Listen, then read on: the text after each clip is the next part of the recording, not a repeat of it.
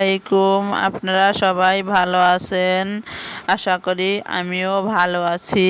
আপনারা এইভাবে কোনোদিন নিজে নিজে পপকর্ন ভেজেছেন? কেজি হিসাবে পপকর্ন কিনে এনে দেখেন আমি ভাজি কেমন করে। আপনারা এরকম করে ভেজে খেয়ে দেখবেন।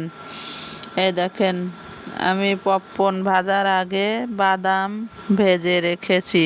আমি নিজেই ঘরে কাঁচাটা কিনে এনে ভাজি। নিজেরা ভাজবেন, নিজেরা ভাজলে বেশি ইন্টারেস্ট হয় খাইতে। সব কিছু দেয়া দেখা যায়। এই দেখেন আমি কতগুলো দিয়েছিলাম আর একটা ডেকচি ভরে গেছে।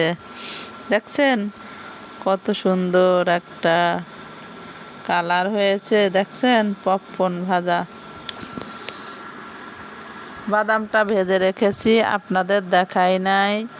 এই দেখেন আমি বাদাম ভেজেছি বালু দিয়ে।